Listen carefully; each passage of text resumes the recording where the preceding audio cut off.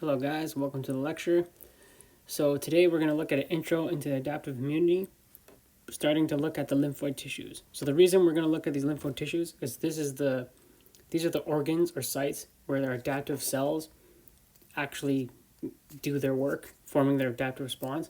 So like we discussed, our dendritic cells and antigen presenting cells, mainly dendritic cells, will enter into the lymph nodes, somewhere in here, anywhere in the body. And this is where they present their stuff to the immature or not activated T cells and B cells. So, just intro into adaptive immunity. The important cells are the lymphocytes. This includes our T cells and B cells, which you've all likely heard about. Importantly, they have distinct receptors. So we'll talk about T cells first. They express the T cell receptor, easy enough to understand there, and CD3. All T cells will express CD3, and then they'll either express a CD4 or CD8. So our key types of T cells include our T helper cells, which you've discussed quite a bit in the cytokine lecture. These are marked by CD4 or considered CD4 positive, and these produce cytokines, where the cytotoxic T cells, or CDL, are the CD8 positive T cells, and these kill specific target cells that are marked for death. And then we have our B cells, which express a membrane immunoglobulin, aka the B cell receptor, and also have an associated protein Ig immunoglobulin alpha beta, which we can see in the red here. Activated B cells will produce antibody, which you guys have likely heard of, which is the released form of the B cell receptor. So these will be released into the blood or any other tissues. And these are specific for the pathogens they recognize. So we have IgM, IgG, IgA, and IgE, and we also have IgD. We also have our antigen-presenting cells, which are also essential, which include the dendritic cells, macrophages, and sometimes even B cells. So again, here's a quick comparison of the receptors. So T cell receptor, that one's easy to remember. But another key one for B cells, always remember that it always has immunoglobulin alpha beta, and the T cells will always have CD3. But it will either be one or the other, CD4 or CD8, when it's mature. So, initiation of the adaptive response. So simply put, it is when immature dendritic cells, which reside in peripheral tissues, and these dendritic cells will migrate via the lymphatic vessels through our lymph system, which we'll discuss in a lecture in our physiology series. Mature dendritic cells will activate these naive T cells in the lymphoid organs, such as the lymph nodes. There's also the spleen, but that's when it's more related in bloodborne infections. So for example, bacterial LPS will induce changes in the Langerhans cells, stimulating them to migrate and to initiate adaptive immunity by activating CD4 T cells. These Langerhans cells are immature dendritic cells which are resident in the skin. So as we discussed before, dendritic cells can have several different names in different areas of the body. So for example, microglia in the brain, or Kupffer cells in the liver. So these ingest the microbes and their products and break them down. The resting stage is phagocytic, but is not efficient at T cell interaction. LPS activation induces dendritic cell migration to the lymphatic system, where it travels to regional lymph nodes. So if it's in your leg, it'll probably travel up your leg into the closest lymph node, usually above that area. LPS activation also induces expression of cell surface molecules needed for T cell activation. It results in the increased density of MHC molecules and expression of co-stimulatory molecules, like we said, B7-1 and B7-2. These are increased and allow easier T cell activation, and they are needed for T cell activation. So each T and B cell is specific for one antigen. So if I catch one cold, I'm only going to have adaptive response for that specific pathogen that caused me to get sick. But it's even more specific that we respond to, they're specific for an epitope. So an epitope refers to the specific portion of the antigen that the cell recognizes. And several pathogens can have more than one epitope. So example, in SARS-CoV-2, the spike protein, not the best drawing. Even in the vaccines, we built a vaccine to recognize the spike protein, but our body will actually design several antibodies for different parts of the molecule, not just the one thing we designed it for. So which is very important, and this helps us with the mutations that are currently occurring with the variants. So before T and B cells encounter antigen, they are referred to as naive lymphocytes. Note that they So these are already specific, so they've already recognized their antigen when they've developed, but they're not activated. They're in a resting quiescent state. So here, this receptor is already specific. It just hasn't received the signal. Once it actually binds to the antigen it's meant for, then we have this proliferation, and then it'll branch out, and we'll see that later. So here's the figure we just saw earlier. Once we have this proliferation occurs, we'll have division, and there'll be differentiation into the effector cells and the memory lymphocytes. So once they encounter the specific antigen they are specific for, they are activated. This process requires multiple steps, and for T cells, requires antigen presentation by preventable APCs. So we need those APCs, our dendritic cells, macrophages, or a B cell. These activated lymphocytes proliferate, and at a stage of rapid cell division, the differentiation step follows. So T and B cells differentiate into either effector cells or memory cells. The effector cells act immediately, and the memory cells act when the same antigen is encountered again, and they'll once again divide into effector cells too. This results in a faster response than the naive lymphocytes in the initial response, or the primary response, as it's called. So here we can see an antigen receptor binding and co-stimulation of a T cell by dendritic cells. So for a T cell to work, we need both. We need an antigen binding to the specific receptor, and we also need a second co-stimulatory signal. So here we can see once we have both signals, we have proliferation and differentiation of the T cell to acquire effector function. Here we can see the antigen binding and activation of B cell by a T cell. So like we said, B cells can also be antigen-presenting cells. So here we have proliferation and differentiation of the B cell to acquire effector function. So this is a T helper cell attaching to the B cell.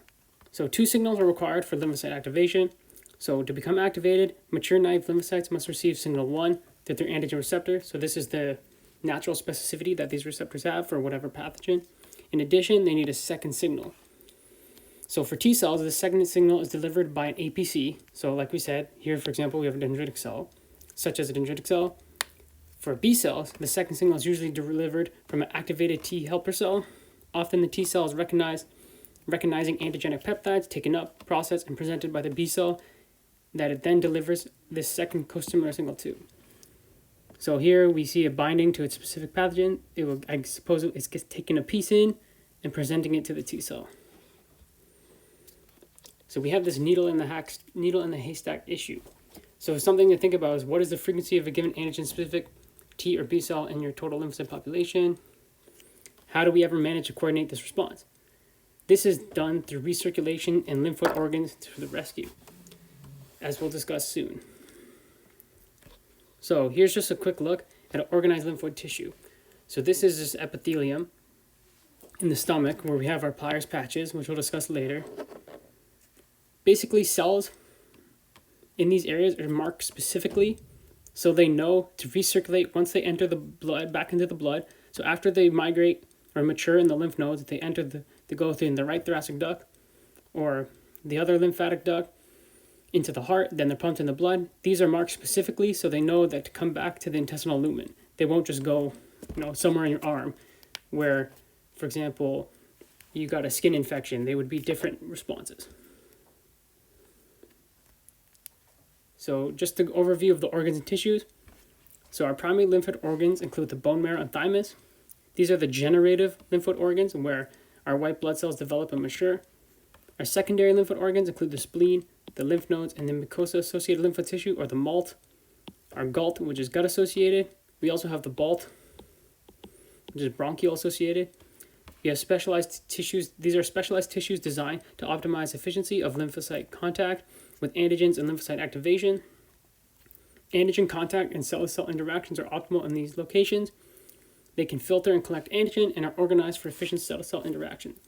So as many of you know, our mucosa, gut, and bronchioles are kind of common sites of infection, so we kind of have specialized responses for this.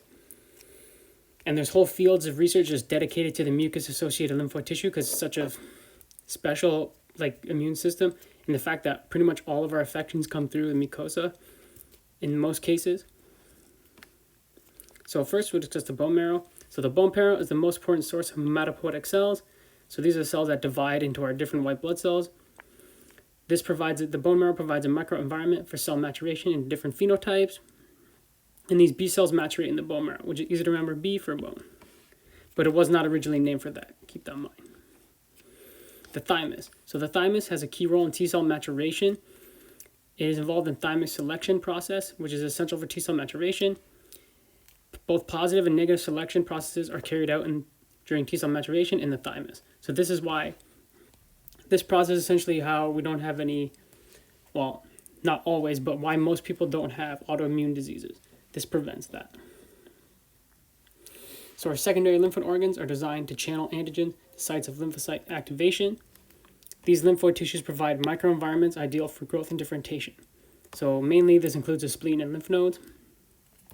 These secondary lymphoid organs optimize interactions between dendritic cells, T and B cells, and also are involved in recirculation, which increases the chance of correct lymphocyte, meaning the correct antigen. So here we can see our secondary lymphoid organs. They also include our tonsils, which many people know about, lymph nodes, and our spleen. So lymph recirculation. So lymph fluid is carried by the lymphatics, as we discussed. There's the afferent lymphatic vessels, which drain fluid from tissues, or the lymph fluid, which goes to the lymph nodes, which then goes to the thoracic duct, which then enters the blood. So we can see here. So if you had an infection up here, we'd ring this in, come into the lymph node. This is where we have our adaptive initiation. This will then get pumped out. Then the heart will pump that out and then, like we said, certain markers will dictate where it will go. So the efferent lymphatics drain the nodes. So it goes from the lymphocytes. The lymphocytes and effector molecules will then recirculate in the lymph. This allows naive lymphocytes to recirculate constantly between blood and lymphoid organs, and they basically have a surveillance activity. So let's just say we don't have that current infection. They will just constantly be flowing through the lymph and blood, ready to go.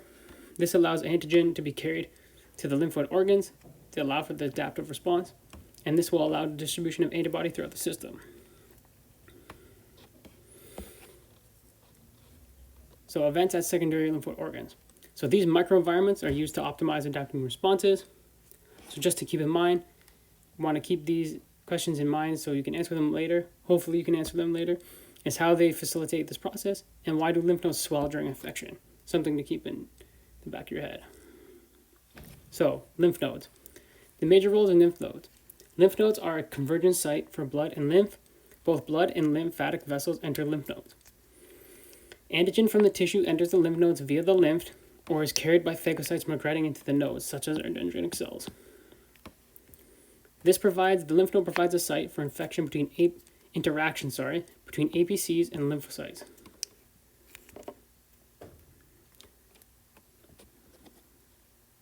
So here we're just going to look at some structure of the lymph node. So the lymph nodes are subdivided into several layers. There's the cortex, which is the outer layer, and the medulla, which is the inner layer. So the cortex has a B cell rich area, which is organized into follicles or germinal centers during an infection. So here we can see the follicles. And during an infection, this becomes the germinal center, where a lot of cell division occurs. We also have the paracortex, which is the middle layer, as we can see in blue. This is rich in T cells. So you can see here this is strategic as the germinal center, which is the B cell rich area, develops. These will be very in close contact with T cells. And like we said, B cells and T cells interact and they can work together. Here we have the medulla, which is the innermost layer and is rich in plasma cells, which are B cells secreting antibodies. So they can stay here and produce their antibodies, and this will be pumped into the circulation, releasing antibodies in the blood to help with the immune response. The lymph derives in nodes through afferent lymphatic vessels and exits through the efferent lymphatic vessels. So something interesting is that lymph usually enters through several afferent vessels, but leaves only through one efferent, so it kind of forces the fluid to become filtered. So a lot of pathogens will also be in the lymph and also have our dendritic cells and other antigen cells enter. So this allows it time and enough, pressure to put those stuff into close contact with the cells it needs to be. So the lymph percolates through the node to interact with T cells and the paracortex, like we said, T cell rich area. and B cells in the cortex, which is a B cell rich area. Then it exits through the efferent lymphatics. Naive lymphocytes enter the nodes from the blood through postcapillary venules, called high endothelial venules, which we'll discuss. So now we're going to look inside. So here's histological slide. We can see here the germinal center. And so we can also see here, germinal center. Lymphoid follicles are highly organized in lymphoid tissues, providing a specialized microenvironment for optimal interactions between lymphocytes and antigen-presenting cells. So A, we can see here, shows a primary follicle inside a lymph node and locations for recirculating B cells and dendritic cells. Here we can see some cells. And there's a lot of stuff going on there. B, we can see after antigen exposure, our primary follicles become secondary follicles, which contain germinal centers, which is the sites of intense lymphocyte proliferation and B cell maturation. And then C, we can see a light micrograph showing a transverse section of a lymph node with prominent follicles containing germinal centers.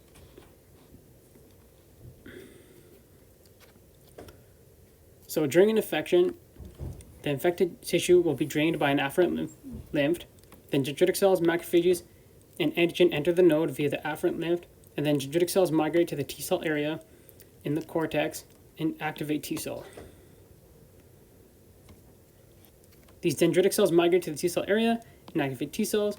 They present the antigen, so specific T cells respond and are stimulated and then proliferate and differentiate, becoming effector T helper cells and CDL cells, so our CD4 or CD8 cells. Our T helper cells also activate B cells, responding to antigen. These B cells then differentiate into plasma cells, which are the effector molecules, which migrate to the medulla and release antibody, which is then taken up with the lymph node and reaches the site of infection, as we said. So here we can see the plasma cells dividing and producing antibodies, and these will flow in efferent lymph node to the tissues. These effector T cells and B cells can also exit via the lymph node and enter the bloodstream and go to the tissues themselves. More likely for T cells, but yeah. So lymphocyte recirculation. Lymphocytes recirculate constantly through peripheral lymphoid tissues, then return to the blood. Naive lymphocytes enter the node through the high endothelial venules. If they are activated, they remain in the node and divide and differentiate. During an infection, we have chemokine production, which increases the influx of dendritic cells and macrophages to the nodes, which are carrying the antigen, as you can remember. Lymphocyte activation results in effector molecule production, producing antibodies, and results in effector cells and molecules exiting via the efferent lymphatics to the thoracic duct, then to the blood, to the tissues, to take action at sites of infection. The influx and proliferation of lymphocytes at the nodes can cause the lymph node swelling. We've seen that many, when you go to check, you have a sore throat or a cold, you go to the doctor, they palpate your neck, they're actually looking to test the swelling of your lymph nodes. So they can tell that you're under an infection if they're quite swollen. The node structure is optimal for antigen capture and cell interaction, and lymph and lymphatic recirculation is very effective in distribution and surveillance. So here we can see overall, this process takes 4 to 6 days, involving antigen recognition, activation, and recirculation. So that's why when we have our first response to that cold, we actually get sick. So we're actually building up our process before we can actually defeat the pathogen. So another secondary lymphoid organ is the spleen. The major role of the spleen is that it acts as a filter for blood. It is a filter for pathogens and holding damaged red blood cells. We'll discuss the red blood cell function in our physiology lectures, but you might have seen that in your intro anatomy in physiology. The spleen collects antigen from the blood, but has no direct connection with lymphatics. So the spleen is in a key location for optimizing interactions between APCs and lymphocytes. This filter role of the spleen allows for efficient collection from blood, allows for uptake, processing, and presentation by antigen cells to lymphocytes. And the lymphocytes enter and exit the spleen via blood vessels, as we can see here. The spleen is organized into the red pulp and the white pulp, so red and white, and is surrounded by a capsule. The spleen lacks direct connection with lymphatics, and antigens and cells enter and exit through the blood. So it's not a separate thing like it says, no connection to the lymphatics, so it's not using lymph nodes like we said. So the components of the spleen, The red pulp, which is a site of red blood cell disposal, breakdown, and recycling. The white pulp is where the areas with lymphocytes surrounding arterioles. We have our PALs, or PALs, which are the Periarteriolar lymphoid sheath. This is a sheath of lymphocytes surrounding the arterioles. Here we can see periarteriolar. So we can see it's a sheath surrounding the blood vessels, so it's allowed to close contact with the blood. And this mainly contains T cells. We have our B cells in the follicles, which are located throughout, and which are the marginal zone around the follicles is macrophage rich. So here we can see our marginal zone, this kind of area here, and then here we have our B cells, also called the B cell corona. Macrophages and dendritic cells in the spleen filter blood for antigen, antibody complexes, and this results in activated dendritic cells, which then migrate to activate T cells. Cells and antigen enter the white pulp from arterioles at the perifollicular zone, and they have contact with follicles containing B cells and PALs, and contains the T cells. So now we're going to be looking at the MALT, or mucus-associated lymphoid tissues. So here are just some brief overviews of the features of the mucosal system. So we have our anatomical features. So there's an intimate interaction between mucosal epithelia and lymphoid tissues. So they're our body's basically designed with infection in mind that our mucus will be ready. We have discrete compartments of diffuse lymphoid tissue, and are more organized structures such as Peyer's patches and lymphoid follicles and tonsils. So in our throat and mouth, these tonsils are ready, and that they're anatomically designed to prevent infection in the oral route. We also have specialized antigen uptake mechanisms such as M cells, Peyer's patches, adenoids, and the tonsils. We also have unique effector mechanisms. So for example, secreted IgA antibodies, which is unique to mucosal areas. And we also have certain immunoregulatory environment things that are specific. Either way, we'll get into this in more detail. So here are the mucosal tissues of the human body. We have our respiratory tract, gastrointestinal tract, and our urogenital tract. These are all designed with specific mucus-associated lymphoid tissues, as they're exposed to the environment and commonly routes of infection. So the tissues of the mucosal immune system include the lymphoid tissues and organs located in the intestinal, respiratory, and urogenital tract, the oral cavity and pharynx, the salivary and lacrimal glands in the eyes, and the lactating breast tissue. So the MALT. So again, MALT is mucus-associated lymphoid tissue. You have the GALT, the gut-associated lymphoid tissue. And the GALT includes the Peyer's patches, which are very important cells within the intestine, also known as PP. These are defined as lymph node-like structures optimized for antigen sampling and antigen presentation lymphocyte interactions. These Peyer's patches are scattered throughout the mucosal tissues and lymphocytes in the lamina propria and epithelial layer. We also have our mesenteric lymph node, which drains the GALT. So all these Peyer's patches will end up draining into the mesenteric lymph node. So the gut-associated lymphoid tissue and lymphocyte populations, as you can see here, and lymphatic vessels drain into the mesenteric lymph node. Many lymphocytes are scattered throughout the mucosa outside the organized lymphoid tissues. So they're essentially specialized. So Peyer's patches. The Peyer's patches are specialized lymph node-like structures optimized for antigen sampling and APC lymphocyte interactions. They're very important in the initiation of adaptive immune responses in the GALT. There are over 100 Peyer's patches in the lumen, the small intestine, as you see here. These small little bumps are the Peyer's patches. And you can see they're visible as small bulges inside the small intestine. These allow for sampling of antigen at intestinal surfaces, which activate the adaptive response. So these Peyer's patches contain B-cell-rich lymphoid follicles. As we can see here, B-cell-rich follicles. They have a T-cell areas between the follicles, which we can see in the blue. So again, bringing T and B cells into close contact so they can communicate. The subepithelial dome is rich in T cells, B cells, and dendritic cells. The intestinal epithelial cells at the luminal surface with M cells, which we can see here. This is essentially the point where the body can sample these different pathogens and stuff inside the intestine. So these M or microfold cells are specialized types of intestinal epithelial cells that take up antigen from the lumen. So antigens transported across the intestinal epithelium by M cells are delivered to the Peyer's patches. And this usually occurs in the submucosal layer of the intestinal wall. Peyer's patches contain active B cells, follicles, as we discussed, with germinal centers and intervening T cell dependent areas. So again, the follicles in yellow, T cell intervening area here. The surface epithelium is a single layer of columnar epithelial cells, and the subepithelial dome lies underneath and is rich in dendritic cells, B cells, and T cells. So you can see here that one of the differences is that remember when we looked at our skin and other areas, T cells weren't directly located in that area. So this is kind of unique. So how are M cells suited to uptake antigen? So M cells have ruffled luminal surfaces which are exposed to the gut lumen, as you can see here. They do not have microvilli or secrete mucus. So here we'd have our mucus and here are microvilli. So these are areas where this would not be an easy area for a microbe to attach, but for here they might be able to attach and get in there. And M cells wants to do this because it wants to function in antigen sampling across the intestinal barrier. M cells transfer antigen from the intestinal lumen to the underlying lymphocytes. So essentially, takes it in, brings it to the immune system.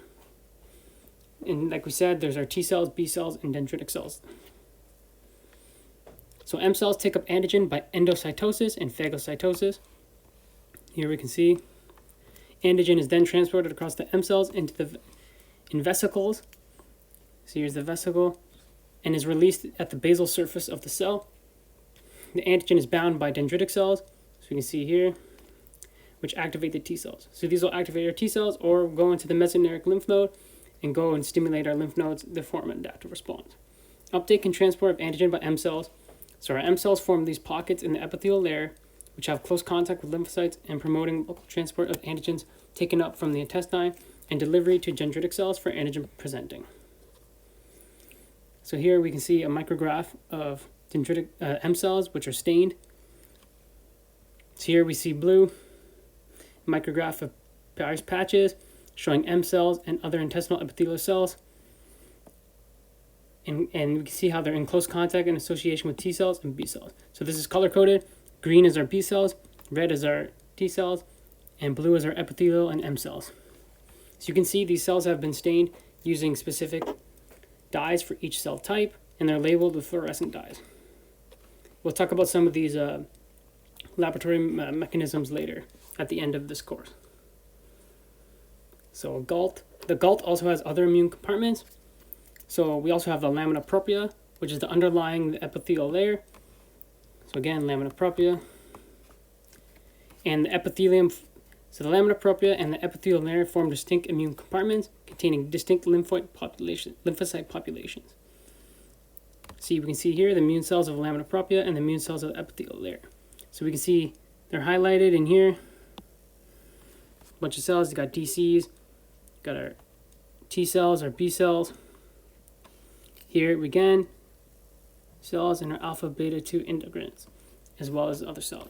So the lamina propria has many IgA, which is the immunoglobulin that's most seen in mucosal tissues.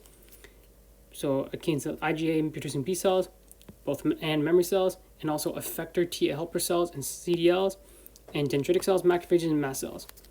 This allows for homing of effector and memory cells. In the intraepithelial layer, or intraepithelial lymphocytes, or IEL, are mainly CD8 T cells, including cytotoxic T cells and T cells with NK cell-like behavior. So here's our cytotoxic T lymphocyte.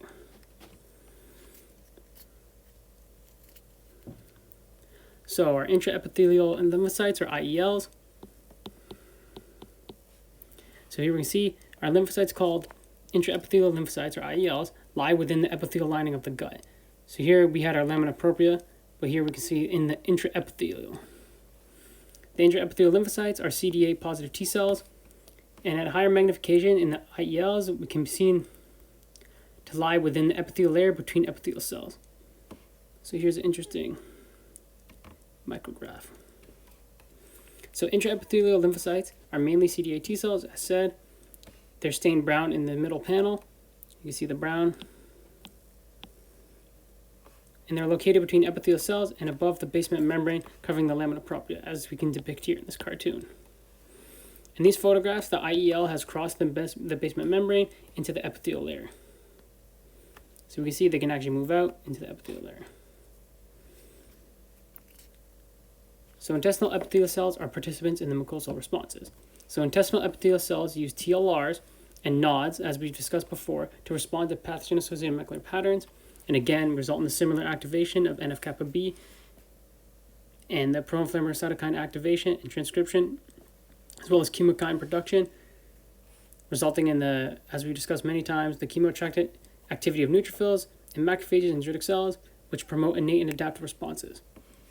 So here we've seen this figure before, but again, this just occurs in the stomach, functioning based on intestinal epithelial cells. So here's an example we're going to talk about is Salmonella typhimurium. So there are 3 routes of entry. It can attach to and enter M cells, causing cell death, which infects macrophages and intraepithelial cells. So then we'll have chemokine and cytokine production, neutrophil recruitment, which will kill the salmonella in our innate response. The dendritic cells will then take up the salmonella into the Peyer's patches and present this to T cells, initiating our adaptive response. So salmonella attaches to our intraepithelial cells via the fimbriae, which invade the IECs and enter the Peyer's patches. Dendritic cells then take it up, present it to T cells. These antigen-presenting cells sample the salmonella from the lumen and present it to T cells. So an example of this is the dendritic cell is loaded with salmonella antigen, and then it travels to the mesenteric lymph node to induce the adaptive response in the similar function we've seen when we discussed lymph nodes earlier.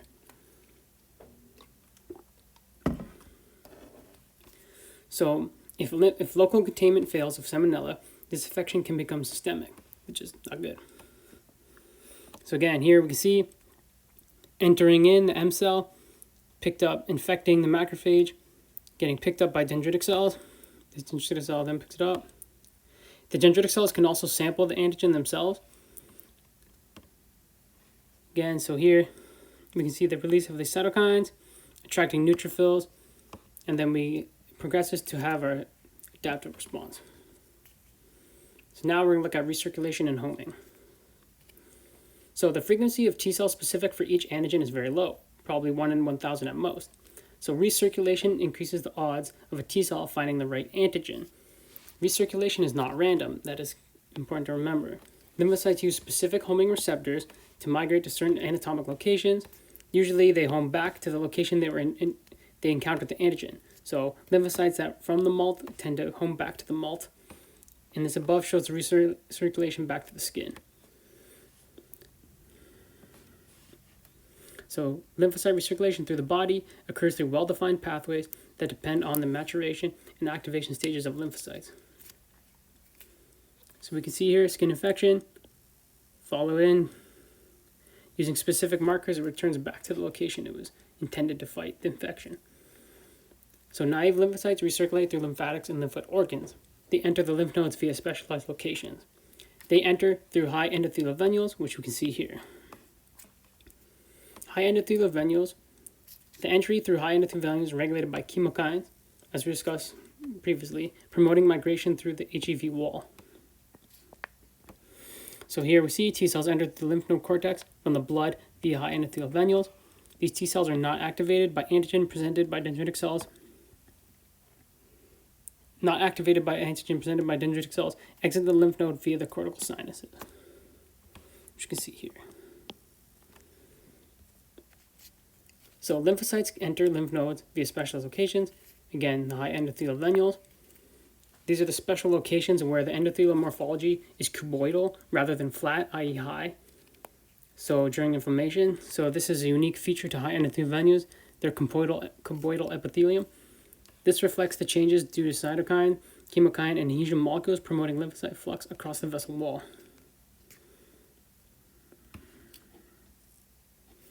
So T cells are not activated by antigen. T cells not activated by antigen will exit via efferent lymphatics and enter the circulation. So they're not activated in this reaction, they'll go circulate and try and find the antigen. But T cells that are activated by antigen, which are presented by dendritic cells or other APCs, in the lymph node will remain in the node to be activated. This will cause proliferation and differentiation into effector molecules. So you can see this differentiation will result in effector T cells, which can now exit the lymph node via efferent lymphatics. So again, these T cells have to be specific for the exact pathogen we want. So it has to fit its receptor, has to fit. So the ones that are actually activated in the lymph node, we'll see here, we proliferate. They're actually going to get ready and mount their defense, and they'll be ready to go, and they'll know where to go. Compared to other ones that don't bind, they'll just enter back into the circuit. If they don't bind, like it said, they'll recirculate through the lymph. So binding of selectants to vascular adjacents. So this is where we're getting into the specificity. So L-selectin guides the exit of naive T cells from the blood into peripheral lymphoid tissues. This again promotes the rolling of adhesion by weak binding to the HEV, or high endothelial venules. Specificity of naive lymphocytes for HEV of postcapillary venules is determined by the expression of specific adhesion molecules by both the lymphocyte and the HEV. So for example, in naive T cells that express L-selectin, this attracts to receptors on HEV, which includes CD34 and glycam-1, and also MAdCam-1 at mucosal epithelium. So MAD, mucosal, M is mucosal. L-selectin also attaches to the sulfated sialuis, or SLEX, as we saw in adhesion in our other lecture, the SLEX moiety on vascular adjacents expressed on vascular endothelial cell surface.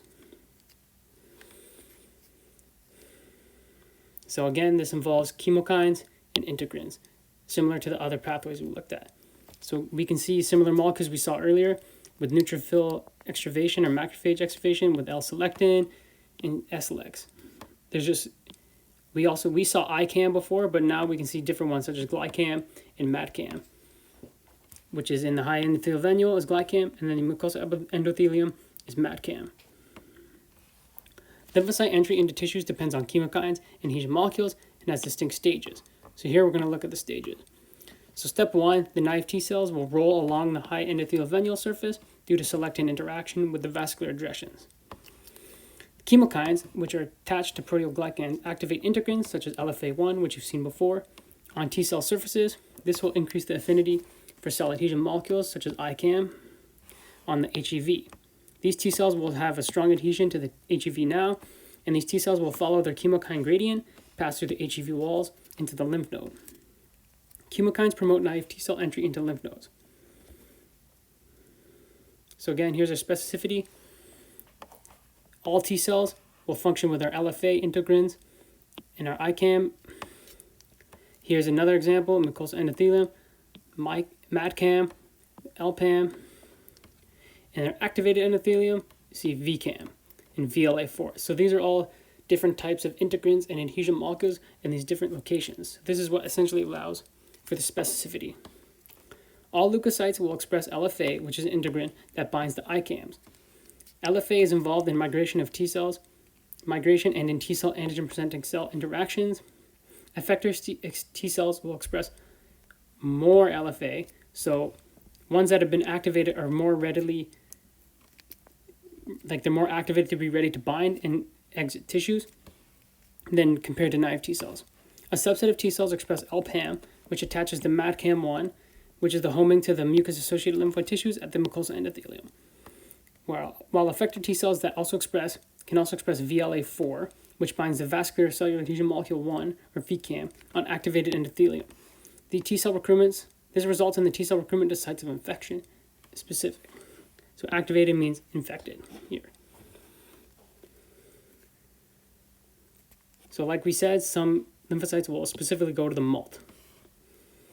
So here we can T cell enters the Peyer's patches from the blood vessels directed by homing receptors, like we said, L-selectin. Here's a chemokine CCR7.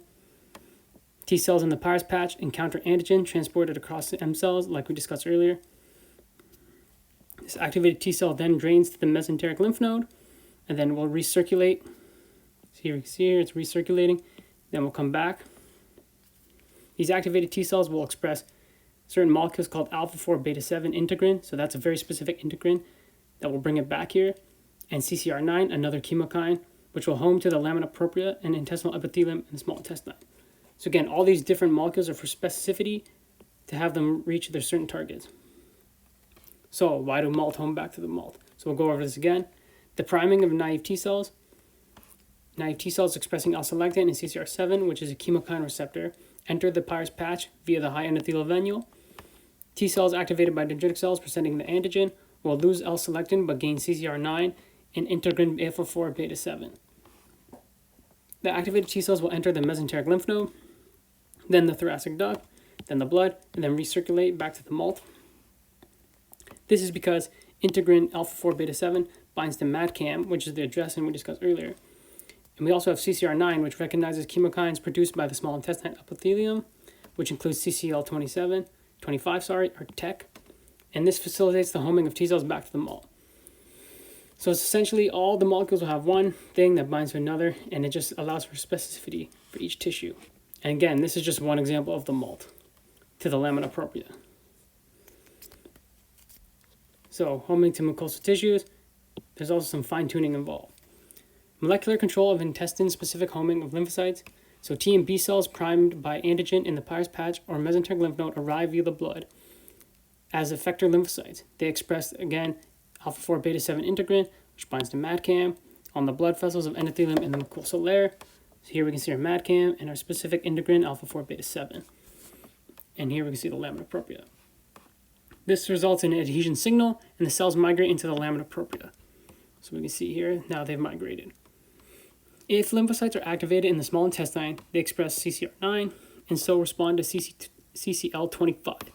So CCL25 is a chemokine made by the small intestinal intraepithelial cells. So here's CCL25, so this is just present on our intraepithelium. So these are ready to attach to our cells here, our CCR9. And this results in the selective recruitment back to the small intestine. So again, that's specificity. So if lymphocytes are activated in the large intestine, they express CCR10, and they respond to chemokines made in the large intestine called CCL28, and this home to the large intestine. So again, that small change between CCL25 and 28 makes a difference of where we'll end up. And also the difference between their chemokines. Lymphocytes in the epithelial layer switch off integrin alpha-4 beta-7 and express another receptor, alpha-E beta-7, that binds to E-cadherin on intraepithelial cells, and this stops migration. Oh, so that's the end. So yeah, that was a good detailed look at the mucus-associated tissues and the lymphoid tissues. These are pretty important when, especially if you're looking into gut pathology or mucosal pathology. So a lot of, even if you're into vaccinology and virus stuff, you'll see you might need to know all these pathways because you want to know what it's actually doing. So again, certain molecules that stand out that are more easy to remember include our MADCAMs and integrins. So I'd say those are the key ones to focus on. The CC nomenclature for cytokines can make it quite difficult compared to the IL interleukin way, but keep at it. And again, I would say go back to the figures. Even if you don't want to hear my voice, go through, don't listen to me. Read the figures and get the visual, and gives you the visual aspect of it. I think it helps a lot. And yeah, take care. See you next time.